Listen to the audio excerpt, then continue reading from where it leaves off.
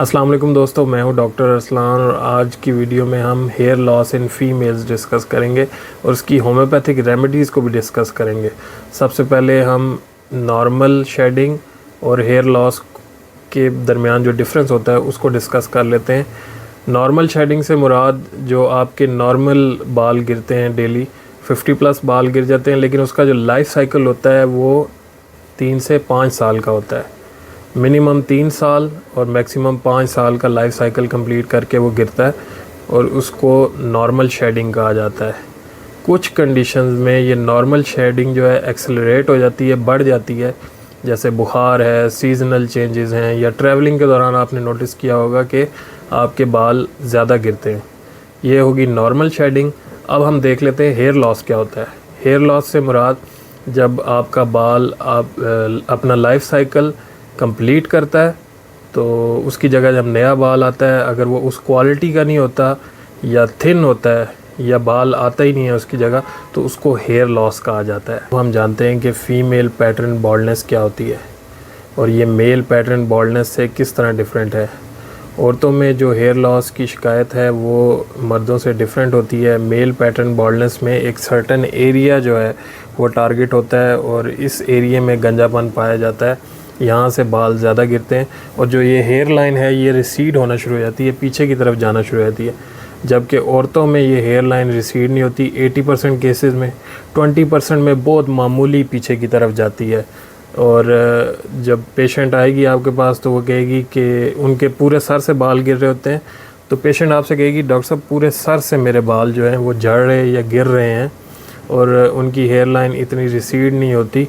तो ज़्यादातर जो नोटिस करती हैं ख़वातीन, वो जब पार्टिंग, जिस एरिया से वो कंघी करती हैं दोनों तरफ, जब पार्टिंग होती है बालों की, वहाँ पे क्योंकि वो एरिया एक्सपोज हो जाता है तो उनको लगता है कि वहाँ से ज़्यादा बाल गिर रहे हैं, लेकिन ऐसा नहीं होता। उनके बाल पूरे सर से गिर रहे होते हैं, स्पेशली ये जो क्राउन एरिया है ये इससे बहुत ज़्यादा इफ़ेक्ट होता है और बालों की जो डेंसिटी है वो भी कम हो जाती है, जिससे बाल थिन हो जाते हैं और इस पैटर्न को फीमेल पैटर्न हेयर लॉस कहा जाता है। अब हम जानते हैं कि फ़ीमेल पैटर्न बॉल्डनेस के कॉजेज़ क्या क्या होते हैं।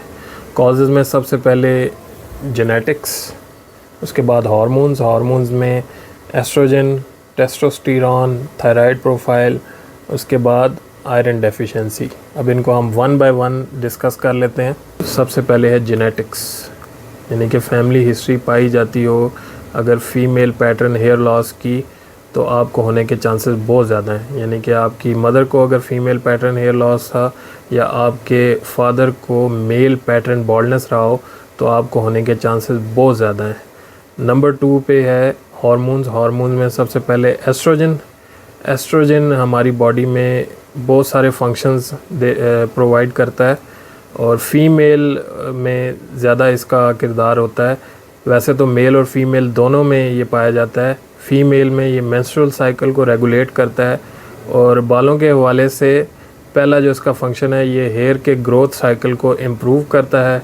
दूसरा जो फंक्शन है ये जो हेयर की शाफ्ट होती है उसको, उसकी जो क्वालिटी है उसको मेंटेन रखता है। जैसे जैसे एस्ट्रोजन लेवल कम होते जाते हैं with the growing age, menopause आ जाता है, यानी कि फ़ीमेल्स में पीरियड्स बंद हो जाते हैं तो उनका एस्ट्रोजन लेवल नीचे चला जाता है, जिसकी वजह से फ़ीमेल पैटर्न हेयर फॉल होता है। उसके बाद आ जाता है टेस्टोस्टेरोन जब हाई होता है, ये हार्मोन भी दोनों में पाया जाता है, मेल और फीमेल में जब इसकी मकदार ज़्यादा होगी तो फीमेल पैटर्न हेयर लॉस होगा। उसके बाद थायराइड का फंक्शन, थायराइड अगर हाइपो एक्टिव होगा यानी कि कम फंक्शनिंग कर रहा होगा तब भी हेयर फॉल होगा और अगर ये ओवर एक्टिव होगा तब भी हेयर फॉल करेगा। आयरन डेफिशिएंसी से मुराद अगर आपके जिस्म में आयरन की कमी है तब भी हेयर फॉल हो सकता है आपको। अब हम डिस्कस कर लेते हैं कि होम्योपैथी में ऐसी कौन सी इफ़ेक्टिव रेमेडीज़ हैं जो कि फ़ीमेल्स में हेयर फॉल को ट्रीट कर सकती हैं। इससे पहले कि मैं आपको मेडिसिन बताऊं, मेरी ये सजेशन है कि आप ये मेडिसिन खुद ना लें, ये वीडियो इंफॉर्मेशनल पर्पस के लिए है। और विद द ग्रोइंग एज जब मेनोपॉज आता है, पीरियड्स जब बंद होते हैं ख़वातीन में, तो उनको और बहुत सारी कंप्लेंट्स आती हैं, पीरियड रिलेटेड कंप्लेंट्स भी हो सकती हैं। तो बेहतर यही है कि आप किसी कॉम्पिटेंट होम्योपैथ से रब्ता करके ट्रीटमेंट लें। अगर आप हमसे ट्रीटमेंट लेना चाहते हैं तो इस वीडियो में आप हमारा नंबर ले सकते हैं और हमसे रब्ता कर सकते हैं। सबसे पहली जो मेरी गो टू होम्योपैथिक मेडिसिन है वो है सीपिया।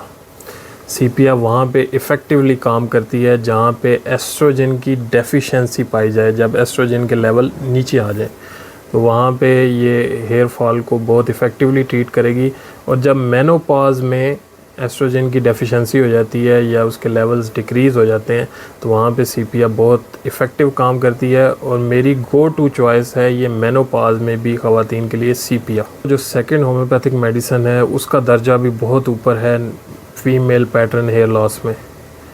ये बहुत ही इफ़ेक्टिवली काम करती है जहाँ पे हाई लेवल ऑफ टेस्टोस्टेरोन पाए जाएँ, यानी कि टेस्टोस्टेरोन के लेवल बूस्ट हों। उसकी साइंस ये होते हैं कि फ़ीमेल की बॉडी के ऊपर ज़्यादा एक्सेसिव बाल पाए जाते हैं और उनके चेहरे पे भी बाल होते हैं, जिसको मेडिकली हिर्सुटिज़म कहा जाता है। उस कंडीशन में ये बहुत अच्छा काम करती है। और अगर आप हिर्सुटिज़म के ऊपर मेरी वीडियो देखना चाहते हैं तो वो भी हमारे चैनल पे देख सकते हैं।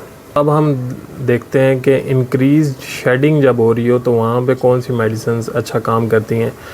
जब आप बहुत सारी मेडिकल कंडीशन ऐसी होती हैं जो कुछ अरसा रह जाएं तो आपके बाल ज़रूरत से ज़्यादा गिरना शुरू हो जाते हैं, उनकी शेडिंग इंक्रीज़ हो जाती है। जैसे फ़्लू जो है 1 हफ़्ते से ज़्यादा अगर रह रहा है और बुखार बहुत ज़्यादा रह रहा है, साइनसाइटिस है, बैक्टीरियल इन्फेक्शंस हैं या थ्रोट इन्फेक्शंस हैं, तो वहाँ पे बाल गिरने की जो परेशानी है वो बहुत ज़्यादा होती है। ज़्यादा एक्सेसिव बाल गिरना शुरू हो जाते हैं। वहाँ पे 2 मेडिसिन मेरी गो टू मेडिसिन है, कार्बोवेज और थैलियम मेटालिकम। थैलियम मेटालिकम भी एग्जॉस्टिंग डिजीज़ में के बाद अगर आपको हेयर फॉल होता है तो वहाँ पे ये बहुत इफ़ेक्टिवली काम करती है। दोस्तों एक और रीज़न जिसकी वजह से हेयर फॉल हो सकता है वो है स्ट्रेस। अगर स्ट्रेस आप बहुत ज़्यादा ले रहे हैं तो उसमें मेरी रिकमेंडेशन 3 मेडिसिन की है, इग्नेशिया, नेट्रोम्योर और एसिड फास।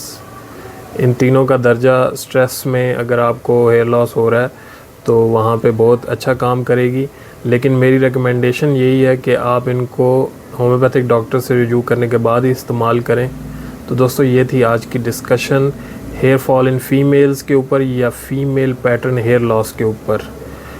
अगर आप इस आर्टिकल को इंग्लिश में पढ़ना चाहते हैं या इससे रिलेटेड आर्टिकल्स को इंग्लिश में पढ़ना चाहते हैं तो आप हमारी वेबसाइट homeoexpert.com पे जा सकते हैं। और अगर आप हमसे ट्रीटमेंट लेना चाहते हैं तो आप हमारे दिए गए नंबर के ऊपर कांटेक्ट कर सकते हैं।